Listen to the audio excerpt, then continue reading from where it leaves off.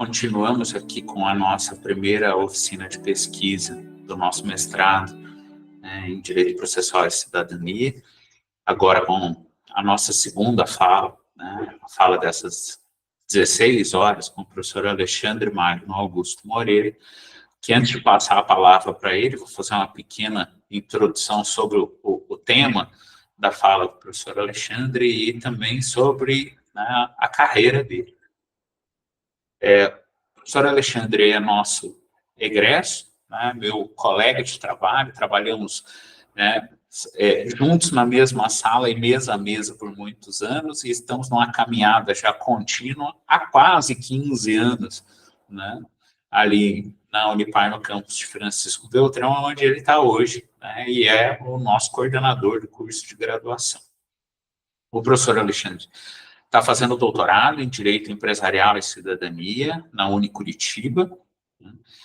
Como disse para vocês, foi nosso aluno da Unipar na graduação, também no mestrado, então ele é um egresso do programa e que, além de ser o nosso professor aqui em Francisco Beltrão nas disciplinas de processo civil, também coordena o nosso curso. E hoje ele vai falar um pouquinho sobre as coisas que estão esvoaçando na cabeça dele para fins da defesa da tese dele que se aproxima. E o Alexandre vai falar conosco agora sobre a negociação colaborativa como cláusula suspensiva de acesso à justiça nos contratos de franquia. Ele tem um subtítulo, uma proposta em prol da responsabilidade social da empresa, mas daí essa parte eu vou deixar o Alexandre explicar, porque ele é muito melhor do que eu nisso. Alex, seja muito bem-vindo, muito obrigado por ter aceitado o nosso convite, e pode ficar à vontade. Bom, professor Bruno, meu amigo, a gente pode tratar dessa forma. Eu acho que não vamos fugir a tanta ideologia de formalidade, mas desde já quero, cumprimentando, agradecer a oportunidade que a mim foi concedida pelo PPGD da Unipar, na pessoa do professor Bruno, e especialmente da nossa coordenação na pessoa do professor Celso, a quem eu tenho uma consideração e apreço enorme, obviamente, diante de ter sido meu orientador no mestrado, mas também eu tive contato com ele na graduação, enquanto ele, tanto professor como coordenador de curso, ele coordenava. Então, o professor Celso é uma pessoa que hoje eu tenho uma grande consideração e apreço por ele, e destaco isso, dado não somente ao currículo, mas a pessoa que ele é peculiar e que é inerente a ele. Então, eu quero aqui deixar isso publicamente dito pela admiração que eu tenho pela pessoa e pelo profissional que ele é. E isso obviamente, fazendo ao professor Bruno, O Bruno é eu posso dizer a vocês que, assim, a prematuridade dele na vida científica torna ele, obviamente, digno de louvor. É um cara que, com a idade que ele tem, enfim, já está com um doutorado sanduíche, já está com toda a vivência e toda a maturidade de raciocínio que ele tem. Isso é louvável porque isso é transmitido pelos nossos alunos e também, obviamente, eu vejo isso diariamente. Então, é um cara que eu levo como espelho, muito embora mais novo que eu, mas é um cara que eu levo de grande exemplo. Eu tenho certeza que os senhores e senhoritas também devem estar fazendo o mesmo. Eu quero agradecer essa oportunidade, Bruno. Muito obrigado mesmo pelo convite. Espero que seja à altura, E desde já, eu prefiro, sem muita rasgação de seda, já entrar dentro do tema, porque é o que lhes interessa aqui hoje, nessa tarde. Agradecendo também e cumprimentando a todos, mestrandos, enfim, aos demais que estiverem na nossa sala de aula virtual, mas dizendo a vocês que já passei por essa etapa, mas eu não deixo de continuar nessa etapa, e que acredito que vocês também o farão, do mestrado para o doutorado. Não muda muito, tá, gente? Já digo isso de exemplo para vocês. O mestrado para o doutorado não vai mudar muito, não. Vai mudar um pouco mais a ideia do estrito, ainda mais estrita a pesquisa de vocês, mas ela é um caminho como qualquer outro. Não vai mudar a situação.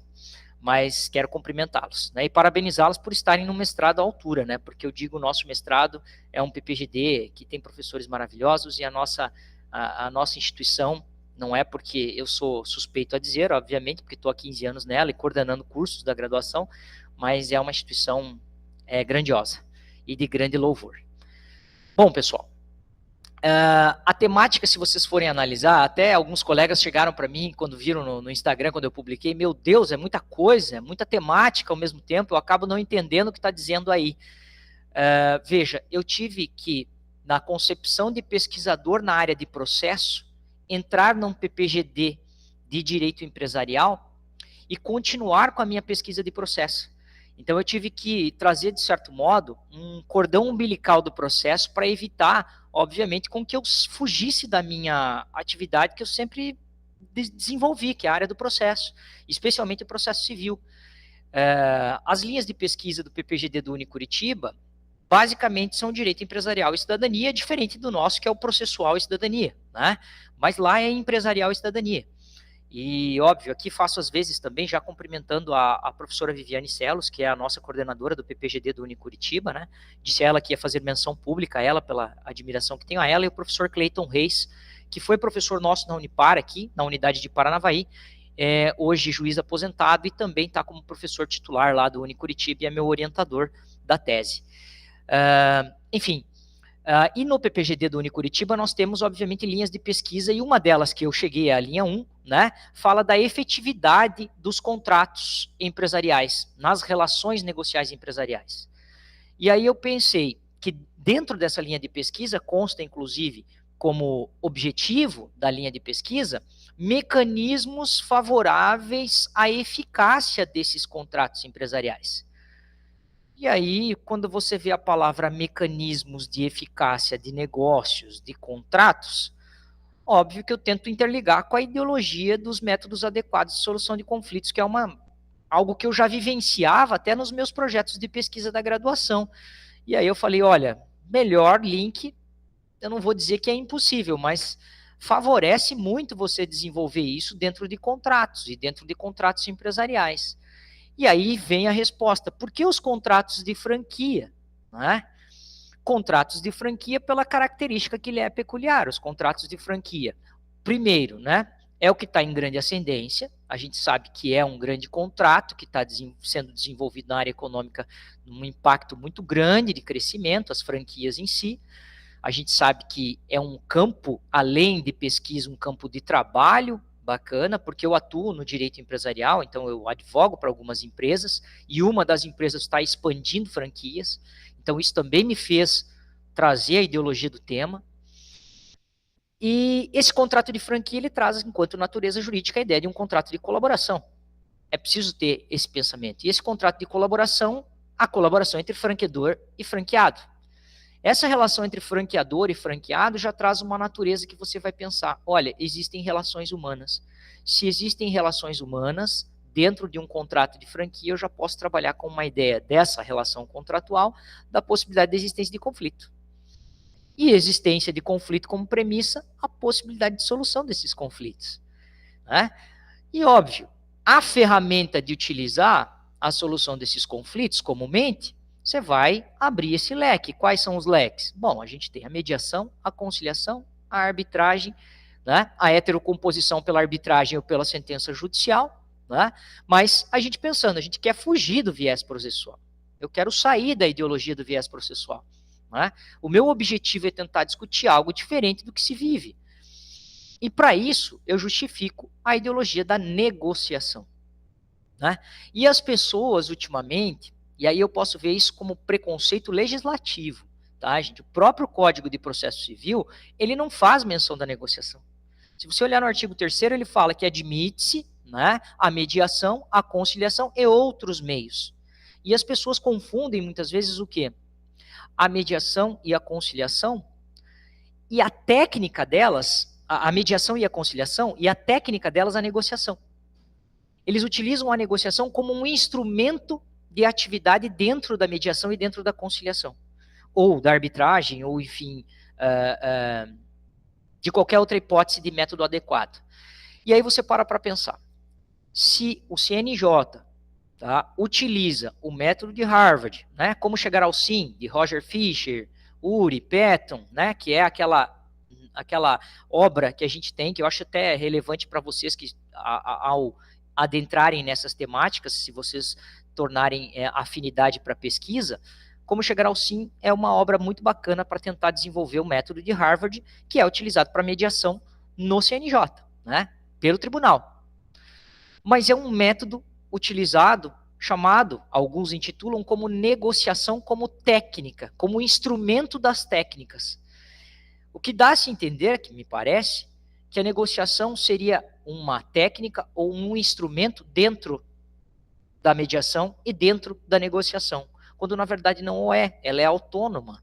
A negociação tanto é autônoma porque ela é a primeira ferramenta que é utilizada. Então, nós temos métodos adequados, e dentro desses métodos adequados, nós não temos só a mediação, a conciliação e a arbitragem. A mediação, conciliação, arbitragem e justiça restaurativa. Né? Alguns podem falar em constelação, mas isso eu, enfim, quero fugir dessa temática para não gerar nenhum transtorno. Né? Mas a gente tem uma ferramenta que é essencial, que é a negociação. E dentro da negociação, os modelos que você pode utilizar.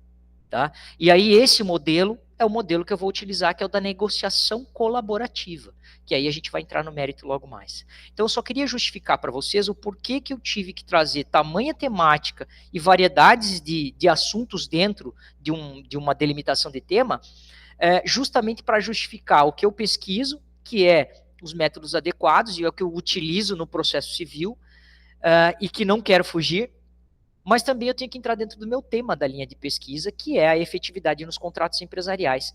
E o contrato de franquia, por ser um contrato de colaboração entre partes, um contrato, apesar de misto e complexo, que a jurisprudência o destaca, né, ele é um contrato de colaboração. Então precisa ter uma relação entre colaborador, chamado franqueador, e franqueado.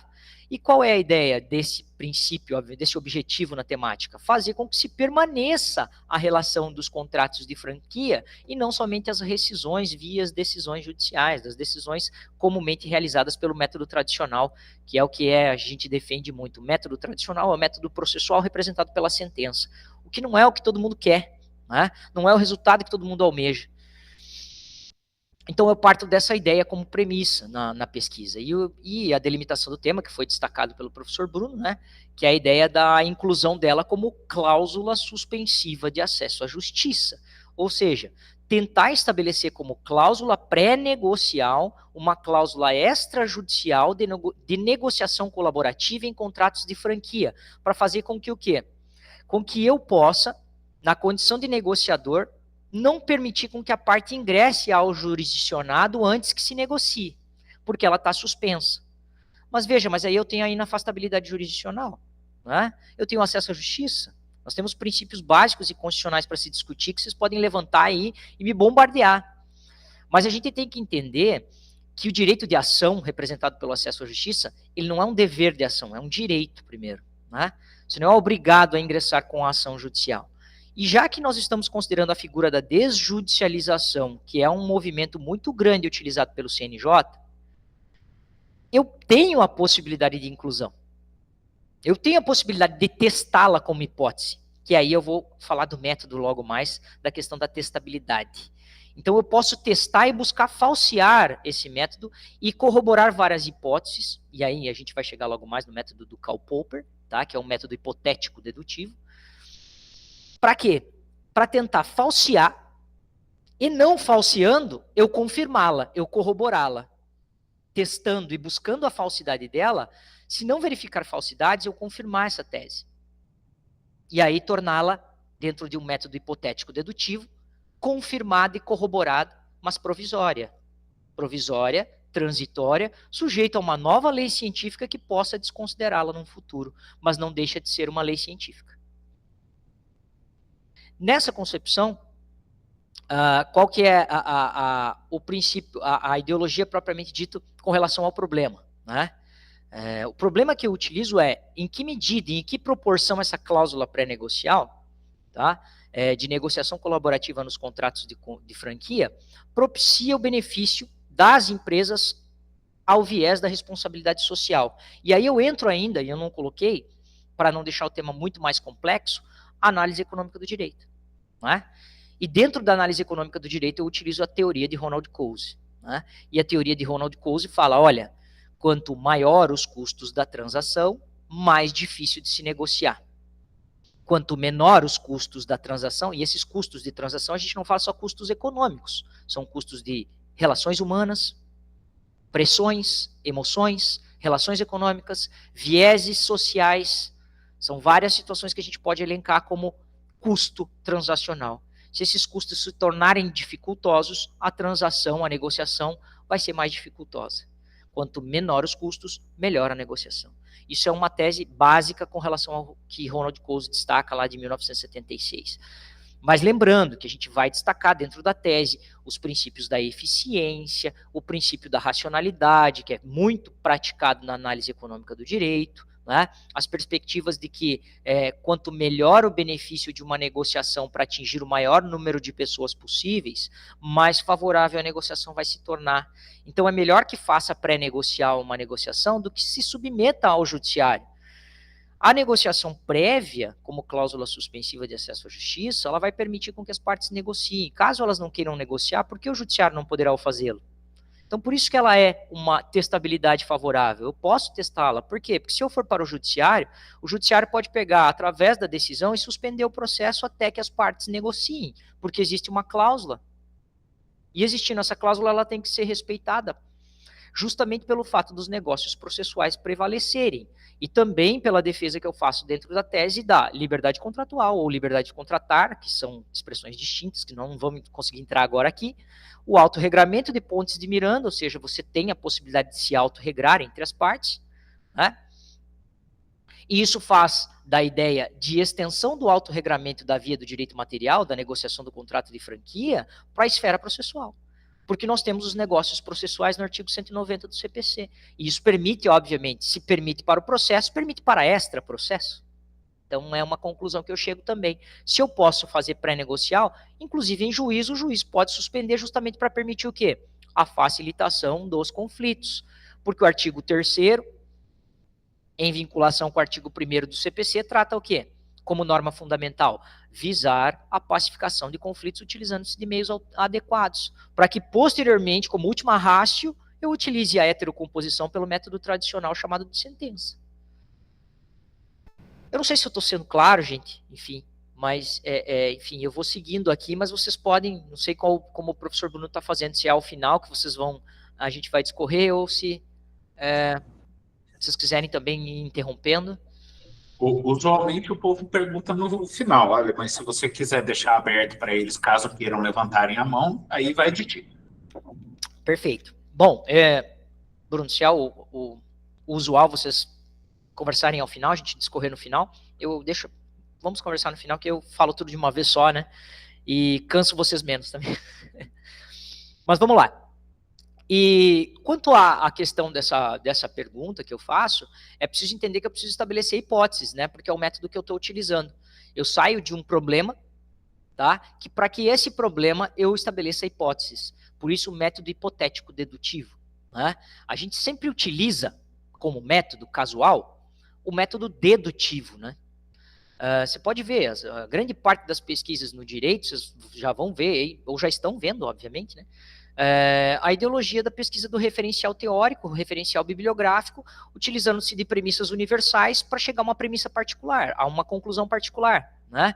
Você parte de conclusões genéricas para ir para o particular. Talvez alguns mais desafiadores podem ir para o indutivo, né? Lá da ideologia de Francis Bacon, David Hume, enfim, e afins. E Stuart Mill, né, alguns autores que adotam um método indutivo que parte de particularidades, de repetições ou de eliminações, que podem ser também em algumas situações, né, repetidamente particulares para se chegar a uma conclusão universal. E aí você estuda método da FGV, né, os empíricos, os empiristas, analisar sentenças para chegar a uma conclusão lógica de matemática, né? Analisar determinadas pesquisas humanas, situações do judiciário para chegar a uma conclusão universal.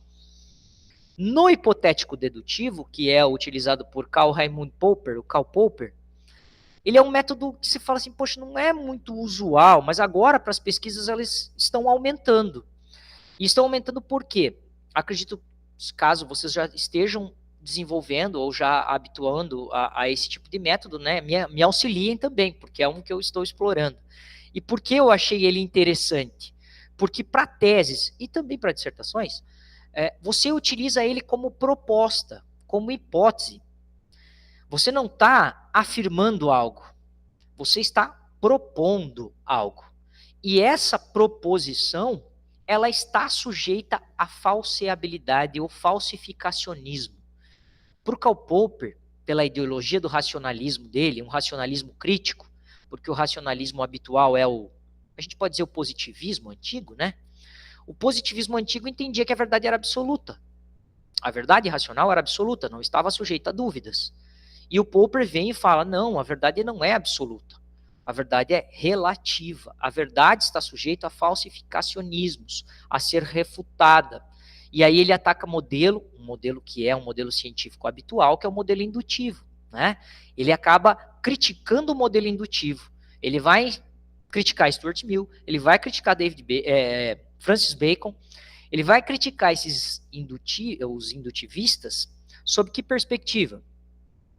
Ele vai dizer o seguinte, olha, eu não posso concluir que a partir de determinadas repetições, uma conclusão universal vai ser a mesma sempre.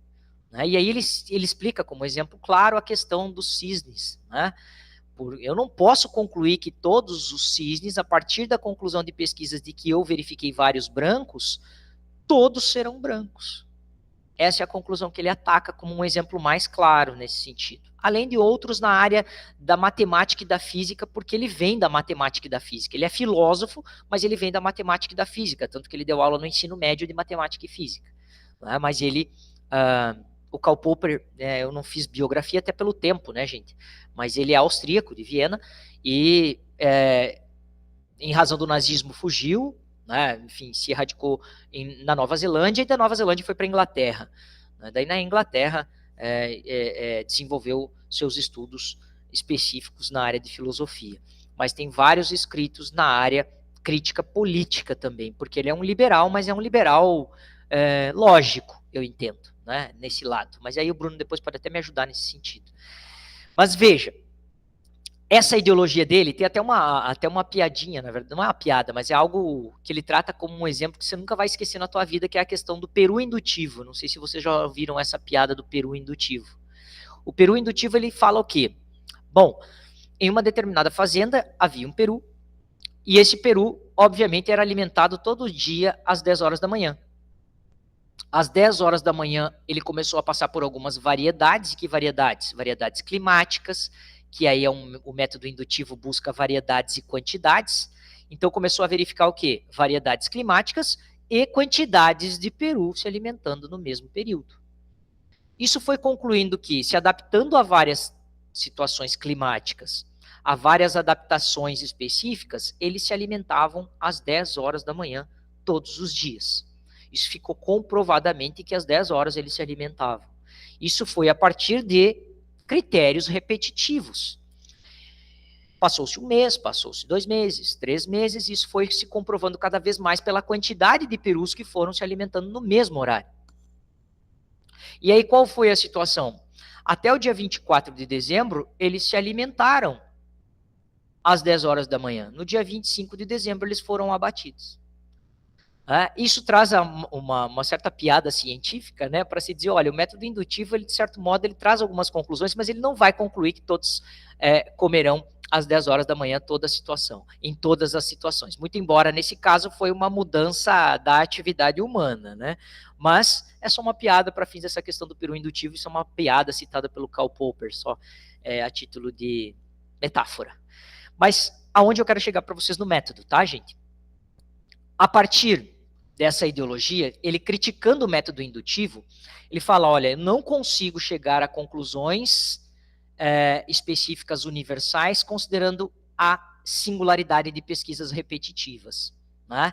Eu repetindo uma pesquisa por várias vezes, eu não posso concluir que sempre vai chegar a universalidades. Essa era a grande crítica dele. E a partir daí, ele utilizava o método hipotético dedutivo, dizendo, olha, eu utilizo como etapas a criação de um problema, e esse problema vocês sabem que na pesquisa vocês vão utilizar pela pergunta que vocês vão sempre ter a título de indagação, a interrogação específica. E essa interrogação, essa pergunta, ela tem que ser depois dilacerada por hipóteses. Né?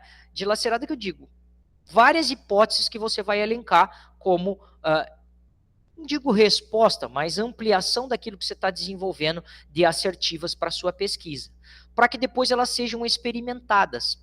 E essa experimentação não é se confundir com o método indutivo. Essa experimentação é a falseabilidade, é você buscar na maior quantidade possível, buscar falsear essas hipóteses. Falsear significa contrariar elas, refutá-las.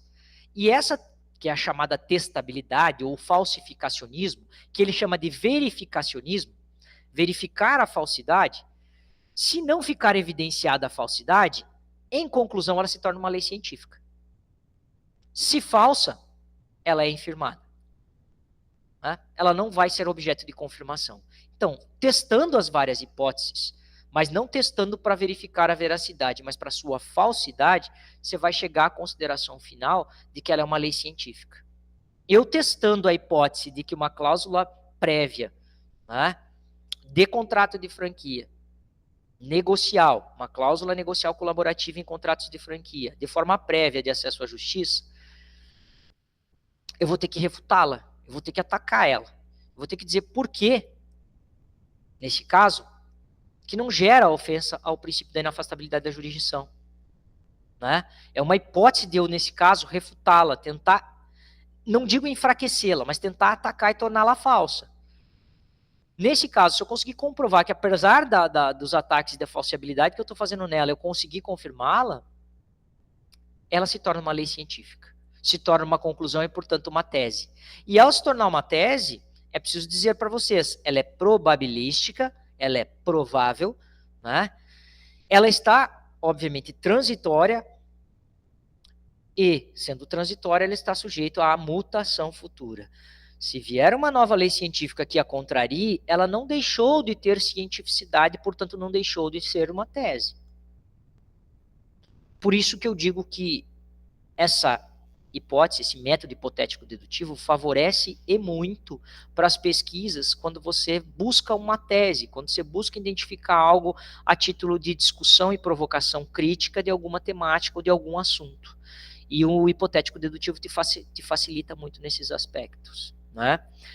A obra que ele, e aí eu recomendo a vocês, caso vocês queiram dar uma pesquisada, eu até tenho ela, se vocês quiserem, me mandem, o Bruno manda o contato, eu mando para vocês, eu tenho ela em PDF, Conjecturas e Refutações, é uma obra de 1962, mas ela foi traduzida pela UNB, pela Universidade de Brasília, aqui, e muito bem traduzida. Ela fica muito bem compreensível, porque muitas vezes algumas obras traduzidas, elas trazem, o Bruno tem melhor experiência que eu, elas trazem significados distintos, dependendo da editora, a compreensão é totalmente distinta de uma situação a outra, a gente tem que ter um certo cuidado e pisar em locais estáveis para não explodir a mina em algumas situações, traduzir algo ou receber uma tradução errônea, então é um certo cuidado que a gente tem que ter. Saio dessa ideologia do método, eu acho que por ser uma oficina de metodologia, uma oficina de pesquisa, a gente tem que falar muito de métodos, gente? Então, por isso que eu achei importante a gente falar um pouco desse método hipotético dedutivo. Não sei se vocês já tinham ouvido falar, enfim, e se tiverem essa experiência, se puderem contribuir comigo ao final, eu ajudo muito, porque quando eu participo dessas atividades, eu sempre falo, eu mais aprendo do que, obviamente, a gente transmite algum conhecimento a alguém,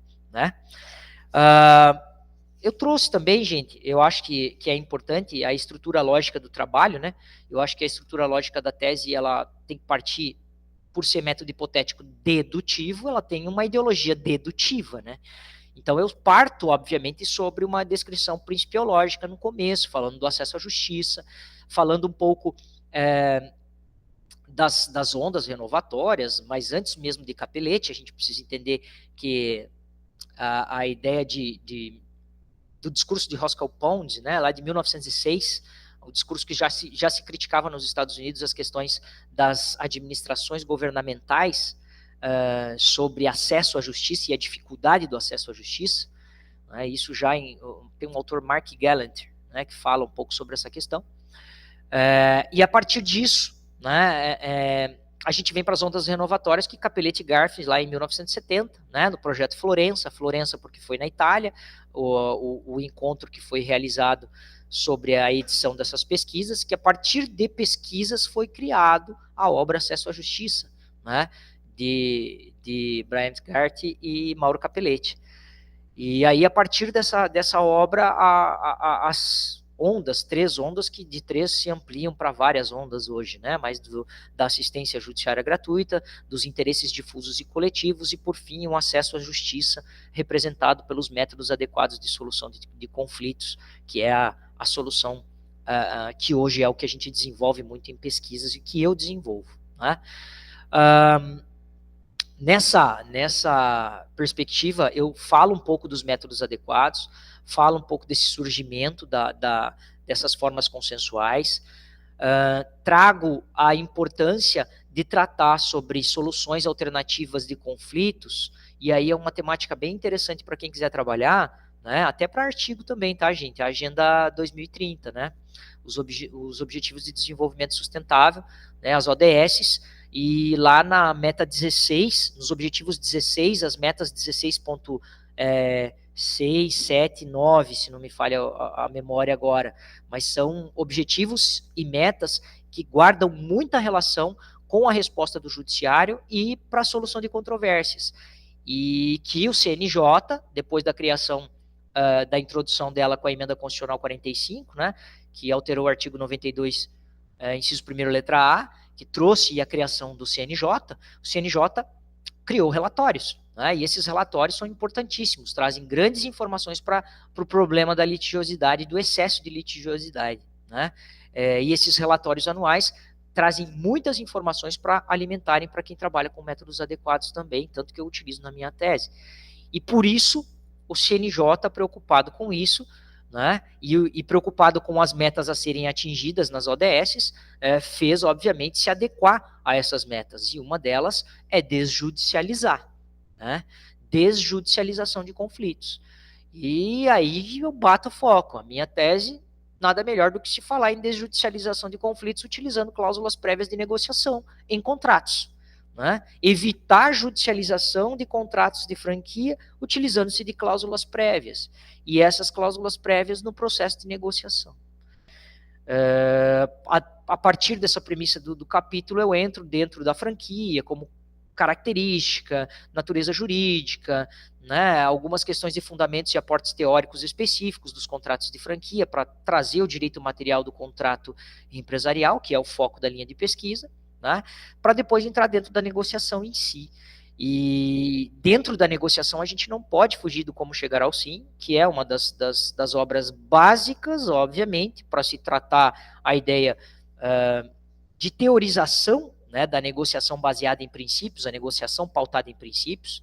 Se você está com posições, se você está baseado em emoções numa negociação, se não há razoabilidade dentro de uma negociação, você tem que ir filtrando a tua ideologia para negociação baseada em princípios. E aí vai naquela ideologia de todo bom, de todo mediador e de todo negociador, né? Separar as pessoas dos problemas, né?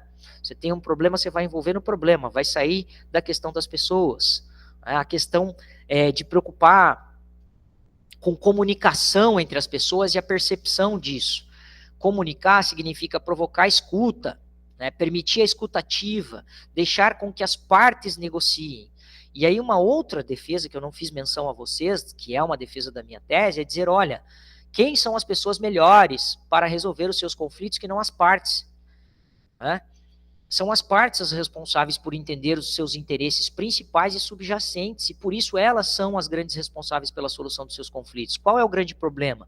Muitas vezes as emoções, né? E por isso que elas utilizam um intermediador para buscar resolver esse conflito, e esse intermediador é a figura do mediador, é a figura do conciliador. Mas qual é o problema? Muitas vezes se desvia a ideologia porque não ouvem as partes, e deixam o mediador e deixam o conciliador como o ator principal, quando na verdade os atores principais são as partes.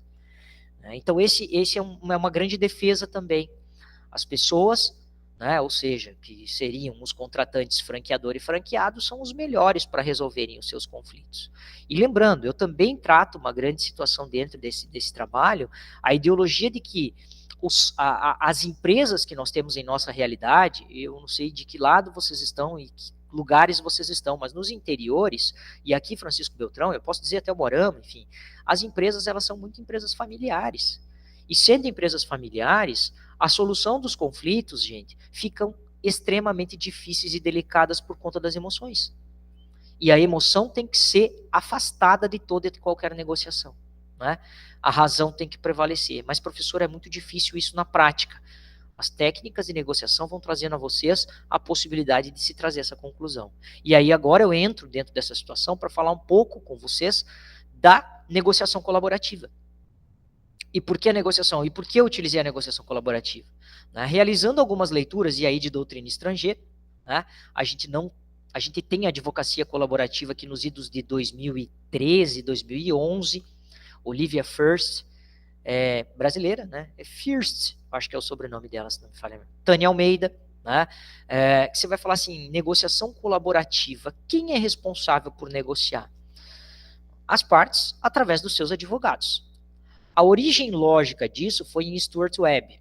Stuart Webb é um norte-americano, né, que lá nos idos de 1990, ele, acredito que como nós advogados descontentes com os posicionamentos do método tradicional representado pela sentença, o que ele fez?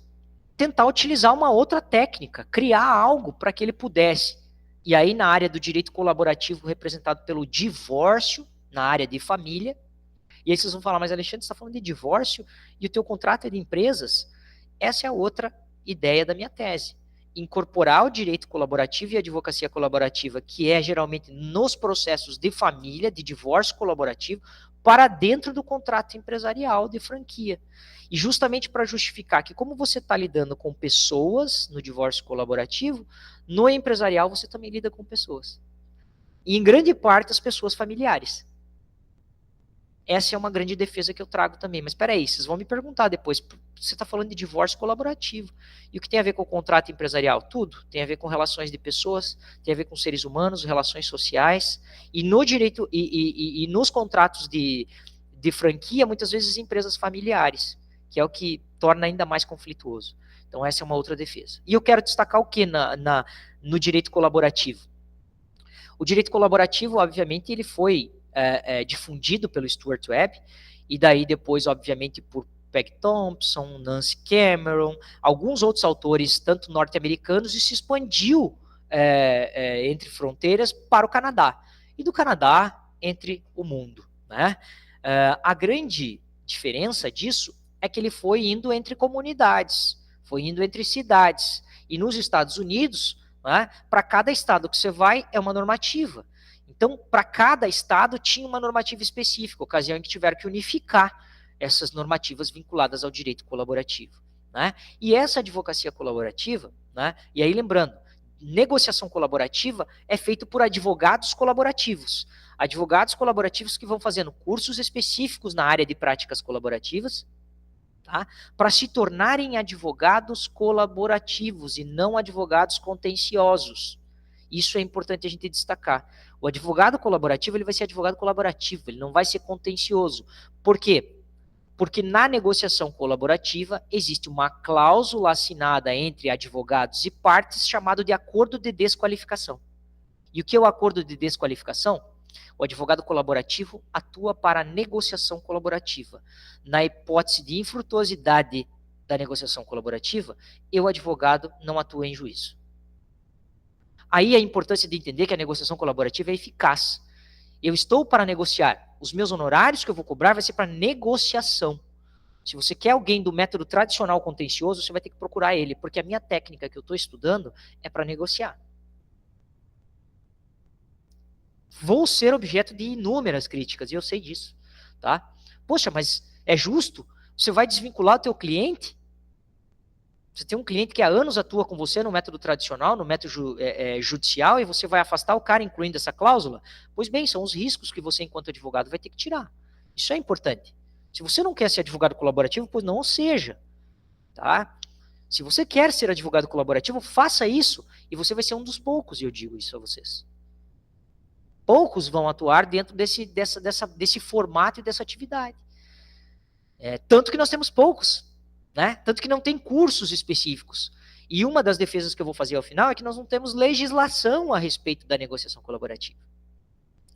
E no direito norte-americano, cada estado começava com a sua legislação e isso começou a ficar disforme.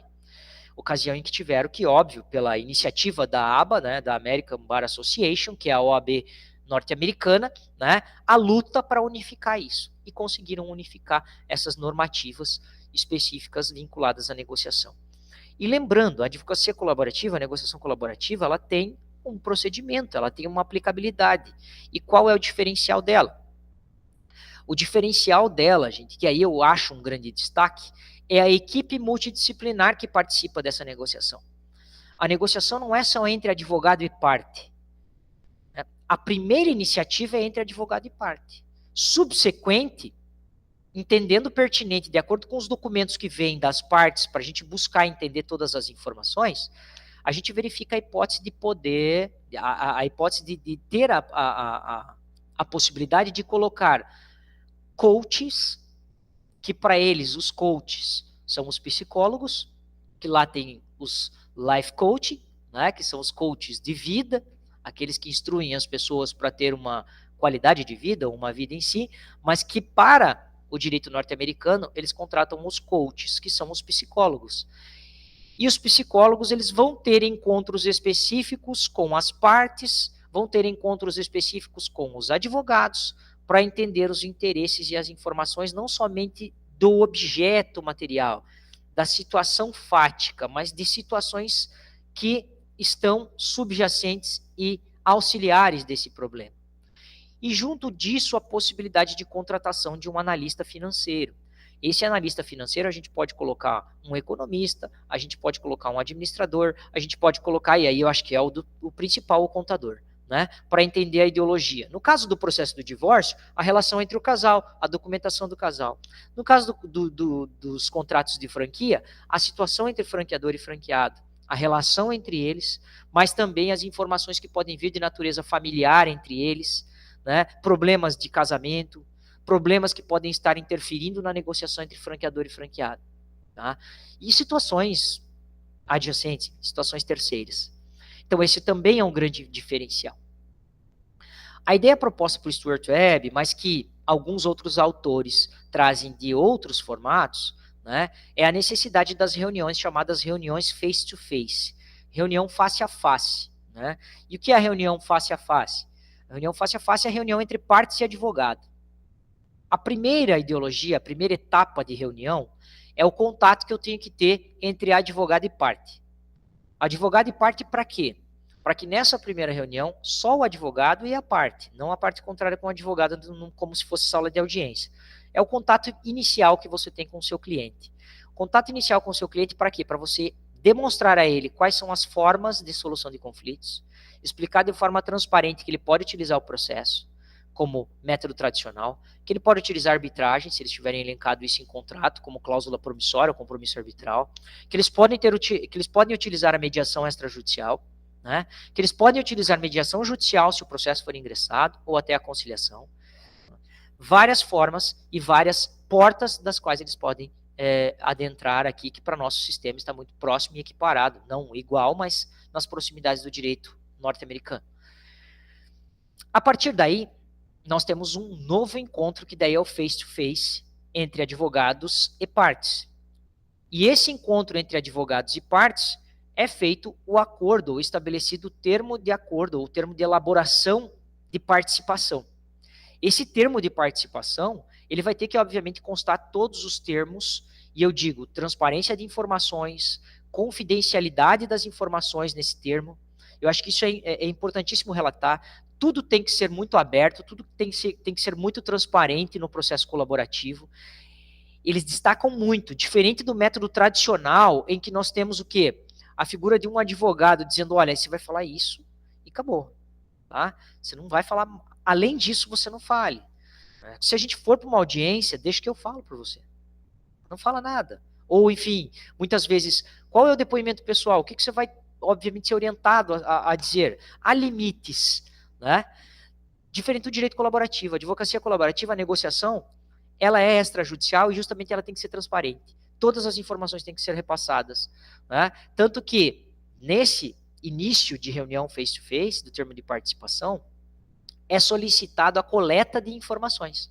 E essa coleta de informações não é só fala, só fatos, são documentos. Então vai ter que trazer toda a documentação hábil para que se possa entender o problema. E por isso a transparência. Né? Isso já vem da negociação baseada em princípios. A negociação baseada em princípios deixa muito específico. Amplie as opções. Quanto maior a ampliação de opções, melhores os resultados. Né? É o ganho mútuo que a gente busca, obviamente, na figura da negociação. E nessa perspectiva passa-se para novas etapas depois desse acordo entabulado entre as partes. É preciso dizer que a confidencialidade ela é indispensável no termo de participação. Né? Tudo que ali é dito é confidencial, o que significa dizer que nenhuma informação será encaminhada a terceiros, ter a possibilidade de utilizar isso em um processo judicial futuramente, tá? Salvo por determinação judicial e a questão de interesse público. São reduzidas as atas de todas as atividades, é obrigatório que se reduzam atas em todas as reuniões que são realizadas, e após essa de reunião preliminar para a reunião do face-to-face, para a próxima reunião, que é do acordo específico que as partes vão entabular, do que elas vão desenvolver como processo negocial, a próxima etapa é a etapa de verificar se existe a possibilidade de reuniões entre partes e psicólogo, né, ou chamar a equipe multidisciplinar que eles destacam. Né? Caso haja necessidade de uma equipe multidisciplinar, o que comumente se utiliza, esse psicólogo, esse analista vai se reunir com quem? Com as partes. E é redigido atas. São redigidas atas nessas participações. Todas as reuniões que digam secundárias aos face-to-face, né, elas são realizadas. Depois dessa reunião e de encontros entre profissionais de equipe multidisciplinar e partes, podem ser feitas entre advogados também e equipe multidisciplinar, caso queiram. E também formalizadas por atas. Vejam que é tudo um procedimento informal, porque não é judicial, mas que vai deixar escrito tudo que tem que ser feito e delimitado, a partir do primeiro encontro em que se destaca o acordo de participação e o que fica delimitado para discussões. Partindo disso, a gente vai para uma próxima reunião face-to-face entre advogados e partes. E essa reunião entre advogados e partes é feito o processo de negociação. E aí esse processo de negociação é utilizado com base no método de Harvard. Né? Separar as pessoas dos problemas, concentrar o maior número possível de sugestões e de opções para se chegar ao resultado concreto. Ao final, eu acho que é uma questão, sempre quando buscar o resultado, ter por base um padrão de natureza objetiva. O que é um padrão de natureza objetiva? Não tornar subjetivas posições. Apontar critérios. Né? E a partir desses critérios, você ter a possibilidade do resultado final. Então, sempre tem que ter critério, né? Para fins de elencar essas decisões. Ao final, como última reunião, é feito o termo de acordo. Então, costumeiramente se fala, ou são 5 ou são 6 etapas, para se chegar a essa negociação colaborativa, a esse acordo colaborativo. Qual é o grande diferencial? A ausência do acordo não implicará a representação do advogado em juízo, por conta do acordo de desqualificação. Ao final, o que eu quero destacar com vocês, eu falo, mas espera aí, professor, mas por quê? E aí eu destaco, né? Por que essa ideologia de contratos de franquia e responsabilidade social da empresa? Que aí é um foco da cidadania empresarial e da linha de pesquisa que é desenvolvida no programa. Obviamente que na responsabilidade social a gente figura na ideologia na ideologia do direito empresarial, duas figuras específicas, dos shareholders e dos stakeholders. Né? Shareholders, as figuras internas dentro da empresa, os diretores, os acionistas, a classe societária, os empregados e o envolvimento deles dentro dessa teoria. Né? Isso é uma teoria proposta por Friedman, né? Lá na responsabilidade social. E a partir dos shareholders, os stakeholders. E os stakeholders é hoje a figura que advém da função social da empresa para a responsabilidade social da empresa. Ou seja, uma empresa não pode só se preocupar com os aspectos internos dela. Essa solução que a gente tem ali da negociação colaborativa, de forma prévia, para evitar um processo judicial e a dissolução desses contratos de franquia e, portanto, a quebra do desenvolvimento de uma empresa, provoca resultados perniciosos para a ideologia da responsabilidade social. Por quê? Porque a responsabilidade social tem por finalidade transcender as situações internas das atividades empresariais. Os stakeholders a gente trata não somente como os acionistas, não somente como os societários, os empregados, mas para fora disso. A responsabilidade ambiental, a responsabilidade social, a responsabilidade dos consumidores. Quais são os benefícios que esse contrato que eu estou desenvolvendo vai transcender para fora das atividades empresariais? Manutenção das atividades da empresa. Manter as atividades da empresa, obviamente, vai beneficiar quem? Todo um contexto social. Beneficia os empregados, que estão internamente, shareholders, mas stakeholders, seus familiares, a comunidade que ele vive, os consumidores, os fornecedores que ele costuma comprar, né? Supermercados, redes específicas, toda a sociedade, toda a comunidade que está em volta, os familiares que dele dependem, e as questões de natureza ambiental, transcender a atividade produtiva, mas transcender uma atividade produtiva de maneira sustentável. Né? E aí a gente fala de sustentabilidade não só sobre o foco ambiental, mas a sustentabilidade econômica. A sustentabilidade voltada à natureza de que quanto maior a atividade, melhor o rendimento para favorecer o maior número de pessoas possíveis. E isso está linkado na eficiência como análise econômica do direito, tá? O princípio da eficiência na análise econômica do direito, que eu busco satisfazer o maior número de pessoas possíveis na minha atividade. Então, na minha negociação colaborativa, ali de forma prévia, o meu objetivo é não só facilitar a minha pessoa de franqueado e franqueador, mas atender o todo e transcender para fora isso, e favorecer o maior número de pessoas possíveis. Né? E nesse princípio da eficiência utilizado por Calder e Kicks, né? Que é também uma teoria, algo que eu gostaria de explorar mais dentro da tese, mas que vai ser dito como uma forma de fundamentar teoricamente essa questão da responsabilidade social. Beneficiar o maior número de pessoas possíveis com a manutenção da atividade produtiva desses contratos empresariais de franquia, através dessas negociações prévias, quando da existência de um conflito entre franqueador e franqueado. Mas veja, professor, eles já não fazem isso? Já não é realizada negociações entre franqueadores e franqueados? Sim, mas existe algo expresso em contrato? Existe isso formalizado em contrato como cláusula que suspende toda e qualquer análise judicial para que, após isso, caso não queiram, isso possa ser submetido ao judiciário? Ou no judiciário, que isso possa ser suspenso pelo juízo também? Isso favorece, obviamente, com que as partes possam manter a sua relação para o futuro. E essa manutenção da relação para o futuro é uma das técnicas de Harvard. Né? A negociação ela tem que ser de uma forma que não provoque o quê? A quebra de laços entre as pessoas. Né? Quebrar laço entre franqueador e franqueado não é isso que a gente quer. A gente quer manter eles, mas principalmente para que as negociações futuras entre eles não provoquem novos conflitos, novos vieses para que se gere nova hipótese de rescisão.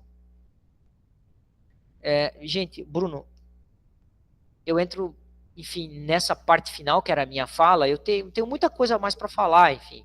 Eu acabei não entrando dentro das hipóteses de negociação, tá, gente? Que é a negociação que eu trato, que é a negociação adversarial e a negociação do ganha-ganha, que é a negociação que a gente trata da colaborativa, né? E só lembrando que tem um autor bem interessante, que é o Herb Cohen, né? O Herb Cohen é um grande negociador norte-americano, que ele tanto é negociador de empresas corporativas como negociador governamental, e ele trata muito do modelo soviético, né? Ele fala do negociador soviético, que o negociador, só para a minha anedota final, né? Eu acho muito interessante contar histórias. E nesse negociador soviético, o Herb Cohen, ele fala o seguinte, que o estilo do negociador soviético é o estilo do ganha-perde. Ele é o adversarial, que não é o nosso modelo. O nosso modelo é o do ganha-ganha. Todos têm que ganhar e aumentar a fatia. E por isso é a negociação colaborativa. Manter a atividade produtiva em ambos os setores, tanto para franqueador e franqueado. E nessa discussão, o Herb Cohen fala o seguinte, que o modelo soviético, ele é aquela pessoa bem tranquila, uma pessoa calma, né? É uma pessoa que na sua mão esquerda está com a Bíblia e na mão direita com a água benta. É uma pessoa que vem e vai, obviamente, lhe benzer e vai lhe dizer, vai com Deus, meu filho. né? Ele fala, vai com Deus, meu filho. Quando você vira as costas, obviamente do negociador soviético, você vai tranquilo, mas você vê que nas suas pernas está escorrendo sangue. Né? E ao estar escorrendo sangue nas suas pernas, você vai tirar o seu casaco, com o calor que você está sentindo, não consegue tirar o casaco diante do estilete que está enfiado no seu ombro. Então, para se dizer que o negociador soviético é uma pessoa muito calma e muito tranquila, mas se ele puder lhe apunhalar pelas costas, ele o fará. Não a pessoa soviética, tá? O Herbie Cohen destaca muito isso, ele fala que é o modelo, tá? Ele quis destacar isso. Mas é só um exemplo que ele cita numa das obras dele nesse sentido. Bruno, eu não sei se eu atendi o tempo que eu precisava, e se eu fui cansativo com vocês. Eu abro, Bruno, para a gente poder, enfim, deixar me bombardear aí, tá? E aquilo que for do meu alcance, tá bom? Eu vou responder, e aquilo que eu não for do meu alcance, eu prometo a vocês que aquele professor iniciante de graduação falou, aquilo que eu não consegui responder hoje, gente, para os próximos capítulos a gente vai aí trocar uma ideia com vocês. Obrigado, Bruno, pela oportunidade. A todos vocês eu gostaria de agradecer, tá, gente? A oportunidade assim, é muito riquíssimo para minha vida estar com vocês aqui hoje. Espero ter contribuído. Obrigado, Alexandre. Então, vamos lá. Vamos abrir as participações dos nossos alunos. Eu tenho acompanhado a carinha de vocês aqui, né? Então, vamos lá. Quem gostaria de ser... Por favor, Marius. Eu só não estou lhe enxergando.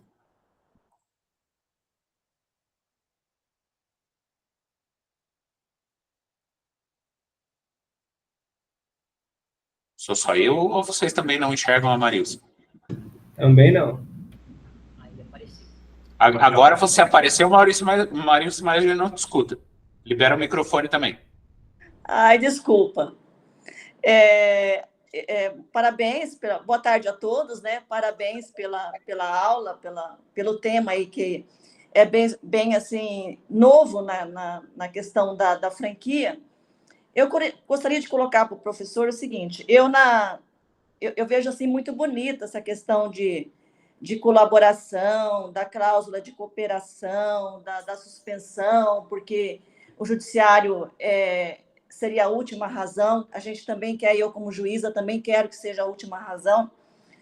Só que quando se fala da franquia, nós temos que ter o pensamento que nós temos na franquia o franqueado e o franqueador. E o franqueador, geralmente, são empresas que têm todo um know-how, né, que a gente fala.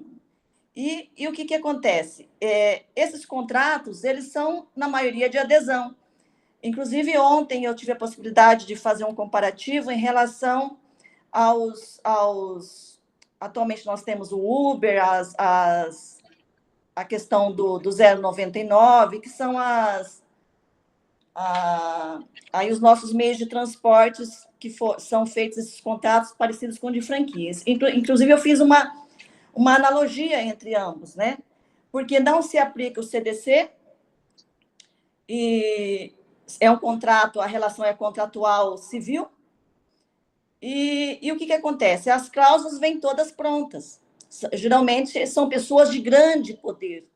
Não é uma coisa que se discute, não é uma relação de família. É uma relação de uma pessoa que tem um poder muito grande, que tem empresas franqueadas no Brasil inteiro, e ele estabelece as formas. Inclusive, a questão que eu me debati ontem, parei para analisar e pensar sobre o assunto, foi em relação ao foro de eleição. Porque todos os contratos de franquia, a maioria coloca foro de São Paulo, e esses contratos também da Uber, da 099, o foro é de São Paulo.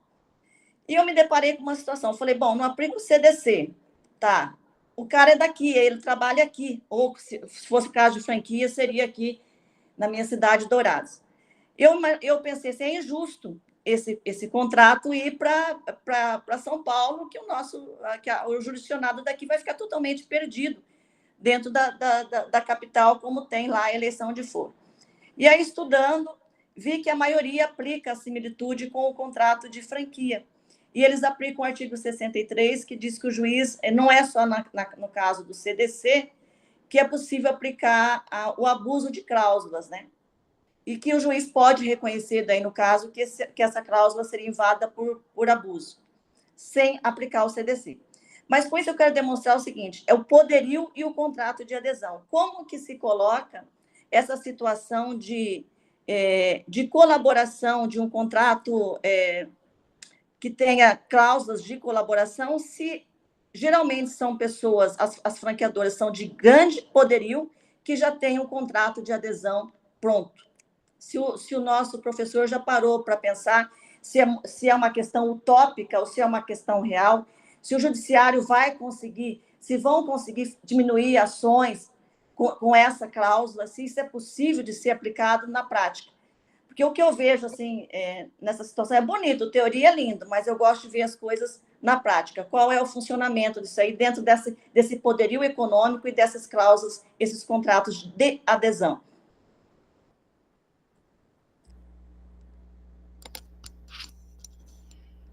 Marilza, quero agradecer a participação, né? Enfim, a pergunta é excelente justamente para quem vivencia isso. Eu acho que você, pelo fato de estar na atuação do jurisdicionado, você vê a moeda do outro lado, né? A gente está aqui vendo a moeda como advogado e está tentando ver a parte para que tente desenvolver essa hipótese da negociação colaborativa na esfera extrajudicial. E, realmente, a gente tanto a criação da alteração da lei de franquia agora, ela amarrou a questão das circulares de oferta, né? Circular de oferta de franquia, hoje, ela está estritamente amarrada. E tá mesmo. Qual é a defesa que eu faria numa pergunta se você fosse a minha banca, Marilza, hoje, da minha defesa de tese? Eu restringiria as minhas atividades e as cláusulas para empresas menores, né? A adesão da negociação colaborativa, ela não é uma obrigatoriedade de negociação, né? Eu estou utilizando como proposta para que, obviamente, as empresas façam a sua respectiva adesão a esse tipo de negociação. Obviamente, se tratando, na maioria desses casos, a legislação favorece o franqueador, né? E aí, ontem eu mesmo dava aula do artigo 63, reputando ineficaz a cláusula abusiva, né? Eu falava sobre essa situação aos alunos. Se for abusiva, ela pode ser reputada ineficaz de ofício pelo magistrado, né? Uma das hipóteses que é elencada lá no 63 do CPC. Mas nessa perspectiva, qual que é o objetivo, obviamente? É tentar tratar isso como proposta. E a partir do momento que você está falsificando para mim aqui, nesse método que eu utilizei, né, a perspectiva é que a gente tente explorar a hipótese de que você atinja o maior número de pessoas possíveis, ou seja, o maior número de empresas possíveis que possam aderir a esse tipo de cláusula, considerando que grandes conglomerados não vai ser uma hipótese de adesão, né? E outra coisa, ainda que se inclua isso dentro do contrato por parte dos grandes conglomerados, eles podem falar, olha, a gente foi a uma audiência de negociação colaborativa entre as partes, mas a gente não quer negociar. O objetivo não é negociar, perfeito, que vá para o judiciário. Qual é o grande problema? Aqueles advogados que o representam não poderão fazer parte da negociação em juízo, por acordo de desqualificação. Veja, é uma situação utópica? Pode ser considerado.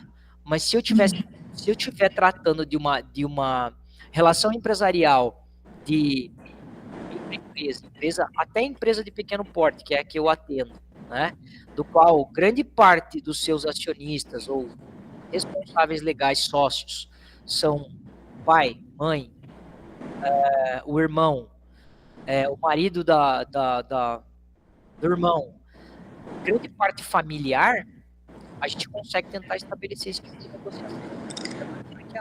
Então, eu não entendi quando fala em família, porque da família é o franqueador, porque nós estamos falando em contrato de franquia. Eu não consegui entender, porque geralmente a franquia ela vem de um sistema de um conglomerado. Mas como seria essa franquia entre familiares? Eu não entendi, porque... Nesse caso, Marilza, o exemplo que eu tenho é de franqueadores que estão iniciando o processo de franquia agora. Hoje tem muita franquia, por exemplo, abrindo, por exemplo, de empresas de suplementos. Muita venda de suplemento para quem faz atividade física e atletas, né? Uma franquia atrás da outra. E a empresa familiar vai abrir para outros franqueados, que são famílias. A franquia hoje não está se restringindo tão somente para grandes empresas. A franquia também está sendo aberta por empresas menores. E no caso, por exemplo, da minha empresa que eu atuo, da empresa que eu atuo, é uma empresa de pequeno porte, uma empresa que já tem uma renda legal. Mas começou agora a criação de lojas de portas e abrindo franquias específicas para franqueados. E alguns desses franqueados são famílias.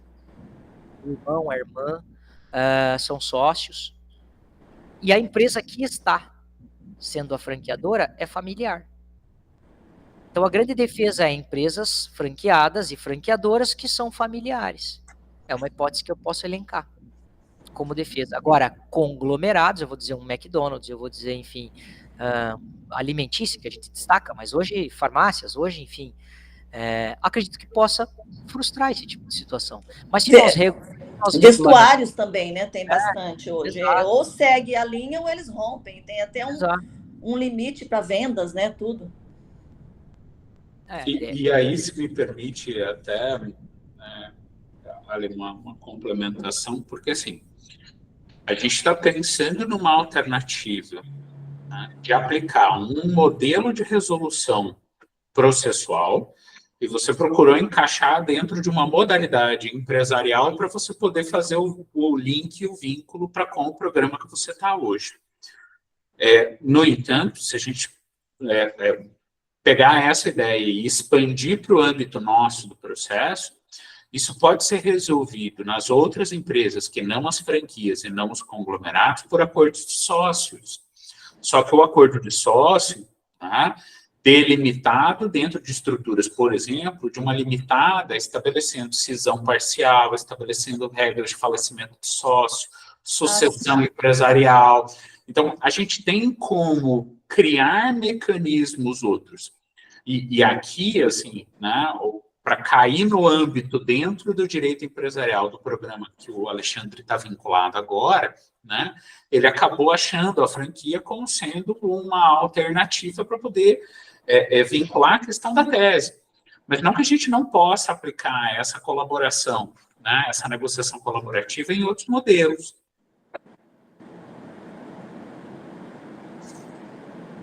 Correto. Não, Bruno, eu corroboro a ideia que você trouxe, mas eu concordo perfeitamente com a observação da Marilza, e já foi o que eu falei. Ao final é importante trazer esse tipo de perspectiva, porque você é indagado disso numa tese, entende? Isso já é uma indagação, já é um objetivo, obviamente. Por quê? Porque conglomerados não vão fazer esse tipo de negociação. Primeiro, não vão deixar inserir isso, porque os contratos já são previamente concretizados, já são formalizados, e a observação é muito rica.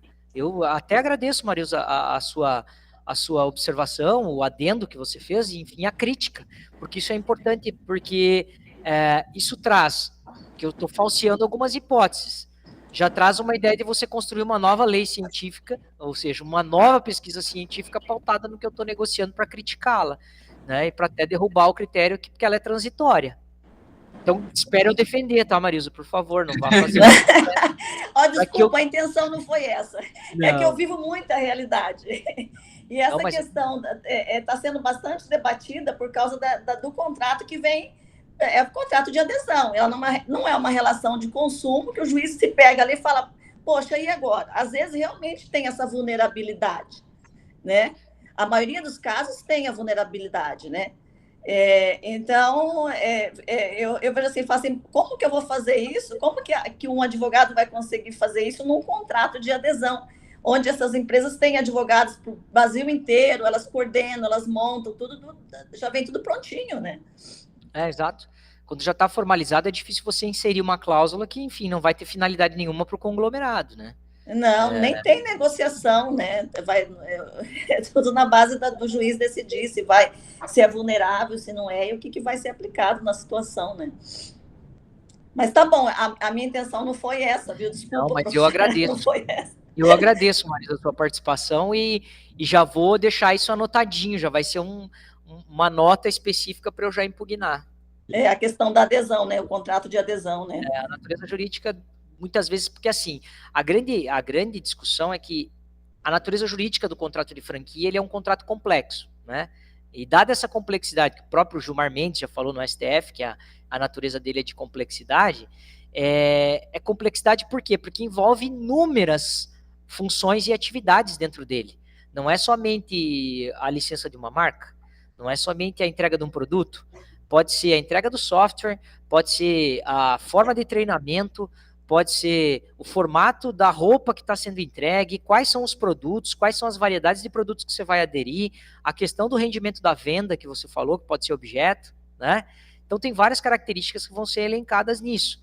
Então por isso essa ideologia de complexidade do contrato, né, faz com que ele possa ser melhor discutido numa negociação.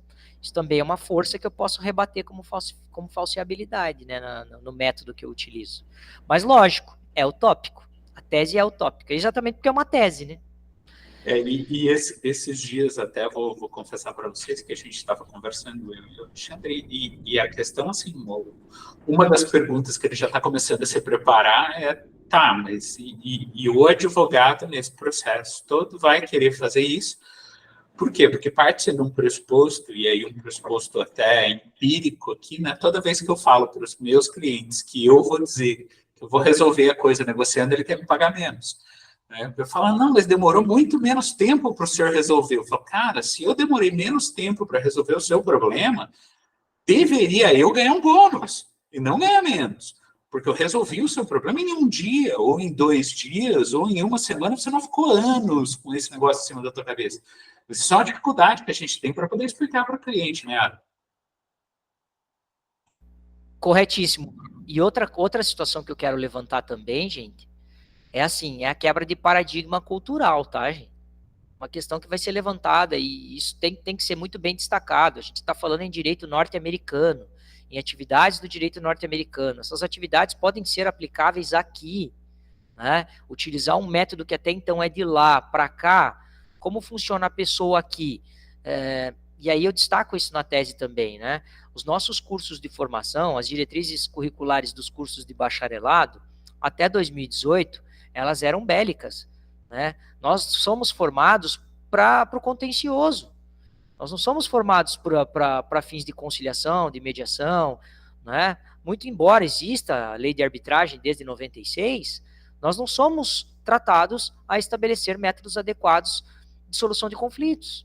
Nós fomos, a partir de 2018, na diretriz curricular para dizer, olha, agora, a partir de agora, obrigatoriamente, vocês vão ter que ter nos quadros dos cursos de bacharelado em Direito, disciplina que trata de forma consensual de solução de conflitos. É obrigatório. Muito embora, né, o próprio Ministério da Educação, quando avalia as instituições de ensino superior, elas vêm e falam, vocês têm núcleo de conciliação, vocês têm núcleo de mediação, tem algum projeto de extensão que trata sobre isso? E o Bruno sabe que a gente vive isso aqui no nosso curso, né? A gente tem Sejusc aqui dentro do nosso curso. E, então, isso foi uma situação também que me fez trabalhar um pouco com os métodos adequados, né? Pode falar, Ana. Ô, Bruno. À vontade.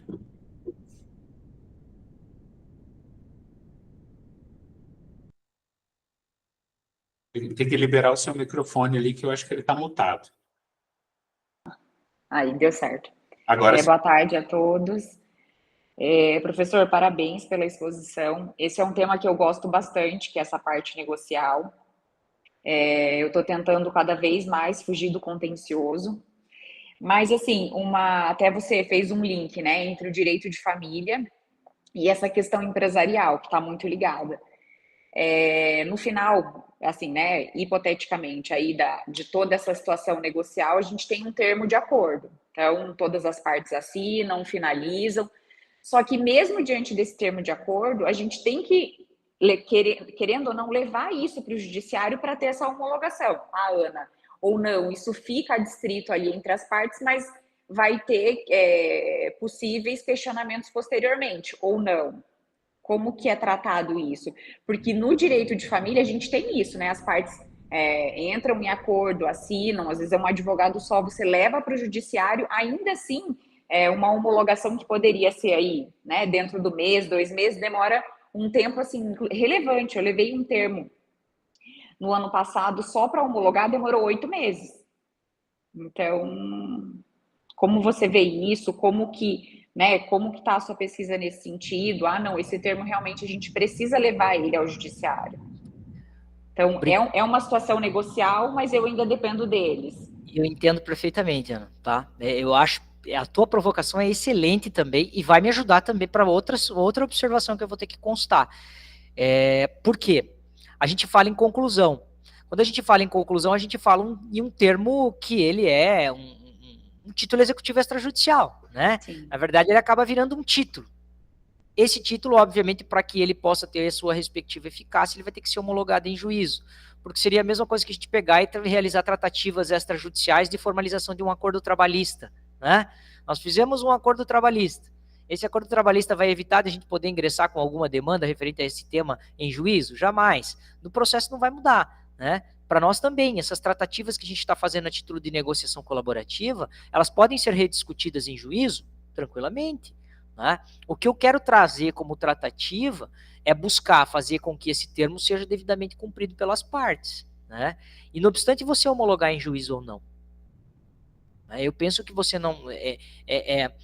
não há uma prerrogativa de homologação em juízo para que o que há acordado entre as partes seja efetivamente cumprido. Agora, se houver o descumprimento, aí você vai depender, obviamente, da figura do poder jurisdicional, e também tem esse viés que você citou muito bem. A gente acaba ficando, não digo refém, mas a gente acaba vinculado ao poder jurisdicional nessa perspectiva. Mas não deixa de ser uma hipótese de você conciliar previamente, estabelecer as tratativas. Mas tá, professor, mas você, Alexandre, você pode, de repente, então, deixar que se submeta em juízo e faça a negociação pelo processo normal, pelo tradicional, que faça a conciliação e que faça a mediação em juízo, para que daí se tenha a homologação efetiva no judiciário. Enfim, são vieses. A tentativa é que essa negociação prévia ela seja devidamente formalizada e, óbvio, cumprida. Agora, quer, a partir desse instrumento, formalizá-lo e homologá-lo em juízo, não tem problema nenhum, que se formalize e que se homologue em juízo. Durou 8 meses? Quanto tempo duraria uma discussão em juízo sobre um contrato de franquia ou qualquer outro problema que a gente vai discutir referente a franqueador e franqueado, né? Essa é a grande discussão também, que é dentro da aplicação da negociação, que é a questão do tempo, né? O tempo para o método tradicional é muito maior que o tempo para o método negocial. Ainda que se homologue em juízo. Eu acho que eu faço essa defesa também, tá, Ana? Mas, enfim, eu deixo você aberto para me complementar e me ajudar aí, mas tua observação foi riquíssima.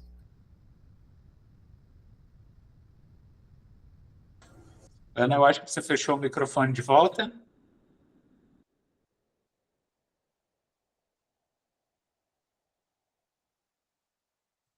Ok. Mas qualquer coisa, se você quiser escrever ali, né? E a Flávia levantou a mão também para fazer uma ponderação. Pode ficar à vontade, Flávia. Oi, professor. Boa tarde, tudo bem? Professor, parabéns e obrigada por contribuir também para o meu artigo. Eu estou defendendo o tema da desjudicialização da execução civil. E estudando o projeto de lei 6204 de 2019, eu me baseei em algumas teses já defendidas, porque são poucos os autores que falam sobre o tema, né? A dificuldade de encontrar doutrinas a respeito, ela ainda é muito grande, porque é um tema novo, né? Mas, professor, eu vejo, assim, na parte da execução, uma tremenda discórdia entre os âmbitos, porque, assim, por exemplo, os cartorários, eles defendem e querem que aconteça a desjudicialização da execução, mas os pareceres dos juízes, eles são contrários, porque eles dizem que isso vai somente retardar o processo e que, no final de tudo, vai se acabar no judiciário, se judicializando. Eu queria saber qual é a sua opinião a respeito disso, porque, assim, eu achei muito vago ainda, porque os cartorários defendem se baseando no divórcio, uso capião, algumas coisas que as leis anteriores trouxeram. Mas os juízes, eles acabam por criticarem, inclusive um dos juízes bem conhecidos, conceituados que nós temos é o doutor Fábio, ele deu uma aula para nós recente, e ele traz isso como uma crítica. Ele fala que, no final de tudo, no fritar dos ovos, vai se terminar no judiciário com ele, e que acabaria as partes pagando 2 vezes, porque se pagaria as taxas para entrar, para o título vir protestado, para se iniciar o processo na via extrajudicial, mas uma simples petição atravessada nesse processo por uma das partes, de um dos advogados, ele faria com que o processo fosse todo litigioso. Eu queria saber qual é a sua opinião a respeito disso, para que eu também possa ter um norte, assim, a respeito do assunto. Muito obrigada. Flávia, eu que agradeço a tua contribuição. Eu não adentro com muita profundidade na questão da desjudicialização do processo de execução, mas eu cito já a resolução do CNJ, que trata sobre essa modificação da execução, enfim, como processo de desjudicialização. Eu entendo assim, eu sou defensor dos métodos adequados, e obviamente que eu estou fazendo a minha tese em função disso. E a gente entende que, obviamente, o judiciário vê isso com muita insegurança, porque o crivo final está na mão do poder estatal, né? Quem vai dizer que sim ou que não, ao final de uma história que se gerar conflituosa e que vai gerar essa chancela de imutabilidade de todo o conflito, é o Poder Judiciário, é a ele que incumbe essa tarefa. Mas a gente precisa entender que o objetivo, e aí a gente fala, mas o CNJ está entrando com muita coisa e meta e, enfim, objetivo que não vai chegar ao final na prática. Até a Marilza destacou bem isso. E eu acho também que quem vive na prática e vivencia e analisa essa questão prática de acabar tudo numa boca só, que é o judiciário, né? Aquela perspectiva de que a gente tem que pensar que a gente tem que mudar a ideia cultural do ser humano, né? A gente tem que entender que os conflitos, eles têm que, obviamente, passar por um canal. E que canal é esse? O canal extrajudicial. Tentar buscar as vias de solução de conflitos pela via extrajudicial. E veja, eu também não contrario o professor Fábio. Meu Deus, como é que eu vou contrariar o professor Fábio Caldas, né? Pelo amor de Deus. Mas eu digo assim, uma opinião que eu destaco. De 500 conflitos, 13, 10, 8 foram satisfatórios pela via extrajudicial, eu já não tenho 13, 8, 10 conflitos no judiciário. Eu não estou desembocando todo para o judiciário. A gente precisa entender que, assim, isso tem que aumentar como política adequada. E aumentando como política adequada, isso pode favorecer um canal menor e de conflito menor para o judiciário. É tentar diminuir os conflitos para o judiciário. Né? Muito embora isso possa existir, possa até tornar mais dificultoso o conflito quando chega até o judiciário. Né? É uma provocação que eu trago, mas a gente está aqui para isso, né, gente? A gente está no meio científico e estricto justamente para discutir. Eu, defensor dos métodos adequados, eu tenho por viés o quê? Gente, se eu puder satisfazer a maior intenção de pessoas possíveis dentro de um leque de método adequado, que eu o faça e que consiga. Se eu não conseguir, ao menos a gente tem uma perspectiva de que algumas dessas relações foram satisfeitas. Porque pode ser que, por exemplo, dentro daquela relação que a gente falou de conglomerados, algumas das situações podem ser resolvidas, porque são situações pequenas. São algumas quebras contratuais que poderiam ter sido mantidas, né, por um viés que foi por falta de informação, por falta de comunicação.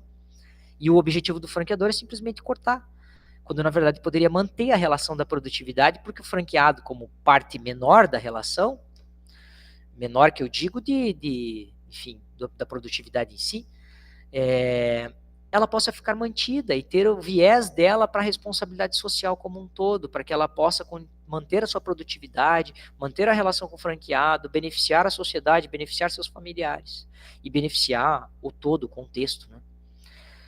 Mas, enfim, Marilza, eu não tenho uma contribuição para te dizer, olha, sobre o processo executivo, eu não concordo por isso, eu não concordo por aquilo. Eu concordo sim, eu acho que tem que ter a desjudicialização sobre esse aspecto. Não entrei a fundo no projeto, né, sobre as perspectivas do procedimento, mas eu entendo que a desjudicialização favorece muitas vezes algum conflito que não precisava ir para um juizado, que não precisava ir para uma discussão do contencioso que possa provocar enfim, amorosidade em si, a resposta. Mas agradeço, Flávia, a sua contribuição. Eu tenho algumas obras, se você quiser também, o Bruno pode me passar seu contato. Eu quero, professor. Tem algumas coisas de desjudicialização que um professor da USP me passou, que eu até mandei o tema para ele e ele me mandou uma temática, mas ele me mandou só o referencial. Aí eu te mando o referencial e se eu tiver alguma obra eu mando para você. Tá bom, obrigada, professor. Marilza.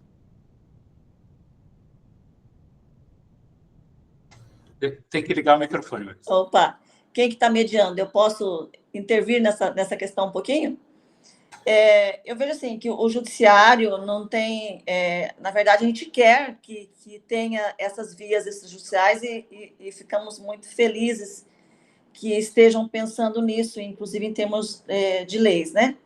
Eu ainda não me debrucei sobre a questão da execução na via não judicial, né, pelos cartórios. Mas a grande não é uma resistência. O que a gente verifica, porque o processo de execução, ele não é um processo de sentença, ele é de atos. E muitos atos necessitam, a maioria dos atos, depois que cita e tal, é a constrição, ele necessita de uma atuação mais severa, que eles têm que, eu acho que a partir do momento que colocar lá no extra, tem que atribuir esses poderes. E a grande questão que o juiz pensa entrou com embargo de terceiro, é muito comum, embargos do devedor. O cartorário não vai poder decidir. E o que vai acontecer? Vai ter que vir isso para o juiz. Eu espero que realmente isso venha acontecer, mas que seja uma lei bem elaborada. Qual que funciona bem hoje, que a gente vê que está dando certo? A alienação fiduciária de imóvel, né? O próprio cartorário faz a intimação para pagar, não pagou, consolida, já registra no nome do banco, faz o leilão. Então, a lei ficou bem estipulada. O que está vindo para o judiciário nessa situação? É quando a parte já vai tomar posse do bem, quem adquiriu o bem, eles vêm para suspender, dizer que tem alguma nulidade naquele procedimento na via extrajudicial. Mas, geralmente, não tem. Então, na maioria dos casos, a gente não suspende e se consolida mesmo tanto a propriedade como o leilão extrajudicial.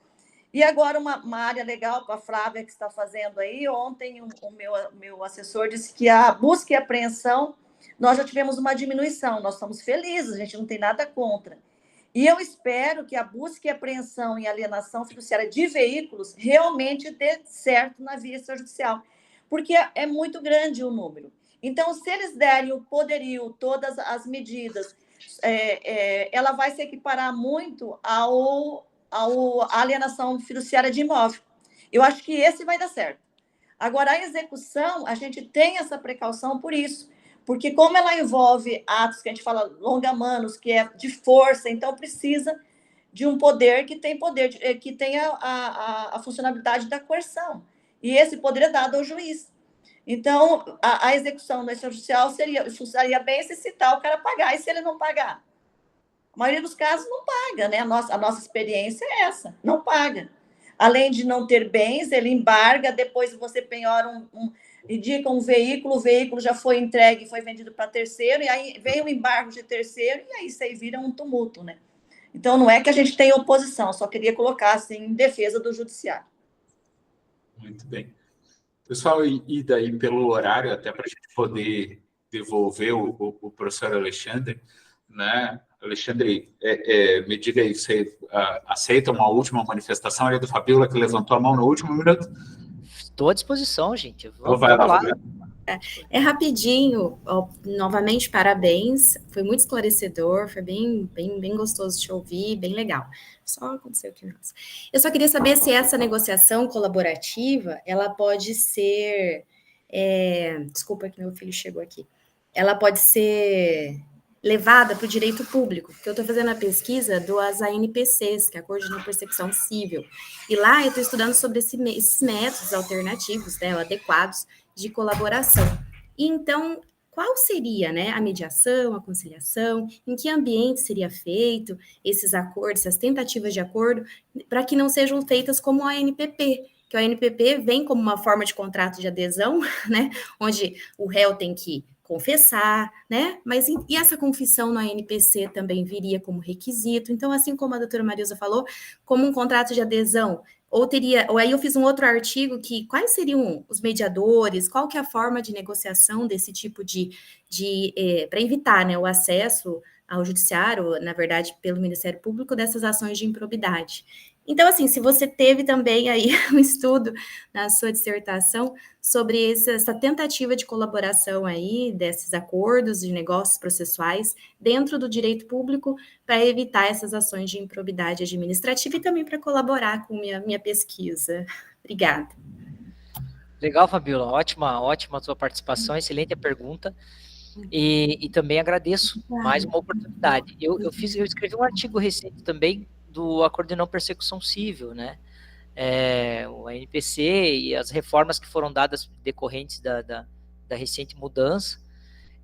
Eu penso em qual é a minha opinião? A negociação colaborativa, ela tem uma grande participação na seara do direito privado, né?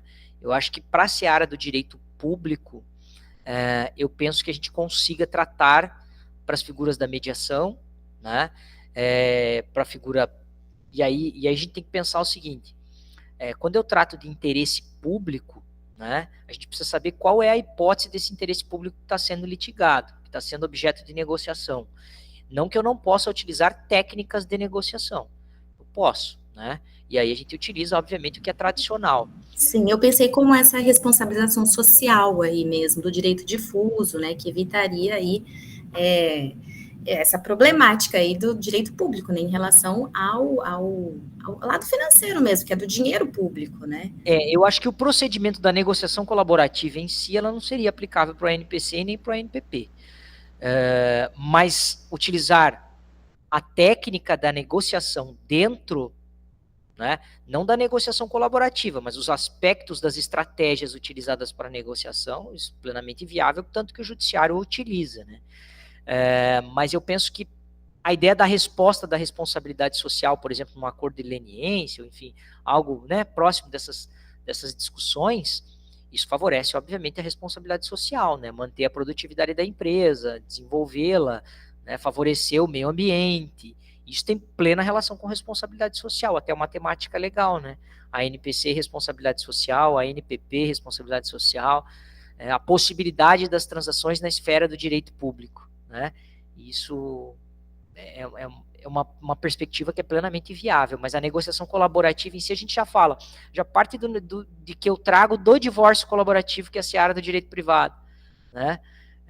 E aí você vai incluir isso para a esfera do direito público, enfim, é uma perspectiva de tentar se explorar, né? Mas eu penso que ainda é uma situação que eu não... Vou dizer a você que não seria aplicável. Tá bom, professor, muito obrigada. E nós sempre na busca de tentar expandir o direito, né? A gente está sempre tentando aplicar as coisas e diálogo das fontes e vamos nós, é assim, né? O processo é esse. Pessoal, eu queria agradecer muito, né, a disponibilidade do Alexandre, né, pela forma com que, né, apresentou para vocês, que atendeu, né, os pedidos de todos, as perguntas de todos, né. Caso, né, queiram, né, manter contato com ele, é só me pedir o contato dele, né, o meu e-mail aí da Unipar é professorbruno@unipar.br, é difícil para danar, né? Então, se precisarem de qualquer coisa, e é professor que nem antigamente mesmo, é professor, não é prof, professorbruno@unipar.br, né? E se precisarem de qualquer coisa, o professor Alexandre acabou de colocar o dele aí, ó, é alexandremagno@prof.unipar.br. Podem ficar à vontade, podem mandar, né? A gente não promete que responde na hora, porque tem um mundaréu de coisa para fazer, mas uma hora a gente responde, né? Muito obrigado a todos. A gente vai ter um intervalinho agora, né? A gente retorna às 19h30 e passo para o Alexandre para que faça as suas considerações finais, Ale. E só para te deixar aqui uma mensagem, o professor Celso pediu desculpa de que não podia estar aqui, né? Mas ele ficou muito feliz, né, com as palavras que você remeteu a ele no começo da sua fala, né, e pediu que eu lhe transmitisse um abraço. Maravilha, Bruno. Muito obrigado. Eu digo a vocês, eu agradeço a oportunidade novamente na pessoa do Bruno, a pessoa do professor Celso, né, dos demais professores que estão, que se eu citasse cada um deles, eu seria muito infeliz porque eu ia acabar esquecendo de alguém, né? E eu gostaria de agradecer a cada um de vocês, sinceramente, que o sucesso de vocês no mestrado e para o futuro doutorado, eu tenho certeza que vocês não vão parar por aqui, vocês vão para o doutorado também, tá? Que vocês possam ter um êxito maravilhoso e terão, né? Porque são cabeças excelentes e pensantes aí nesse futuro da pesquisa científica no processo. Eu quero agradecer a vocês todas as provocações que me ajudaram muito e me enriqueceram e que favorecerão para as atividades que eu vou ter aí para o futuro, para o término das conclusões finais. Especialmente a você, Marilza, que eu vou lembrar desses destaques que vão me ajudar aí muito, porque eu já tive algumas outras provocações próximas disso, mas isso está me ajudando a ampliar o leque na hora de chegar nas conclusões finais. Enfim, Flávia, Ana, Fabiola, né, em específico, que foram as que me provocaram e questionaram. Êxito a todos, meu muito obrigado, né? Espero poder encontrá-los futuramente aí presencialmente na Unipar ou em algum outro lugar aí pelos jurisdicionados ou pela vida profissional. E também, gente, as portas aqui da Unipar de Francisco Beltrão, quando vocês virem a Francisco Beltrão, ou quando vocês futuramente me comuniquem através do Bruno a conclusão dos trabalhos de vocês, para que a gente possa trazer as peças ricas que nós temos aí do mestrado para os nossos alunos conhecerem, tá bom? Agradeço, muito obrigado, tá? E fiquem bem, tá? Desejo a vocês todo o sucesso do mundo e muita saúde. Um grande abraço.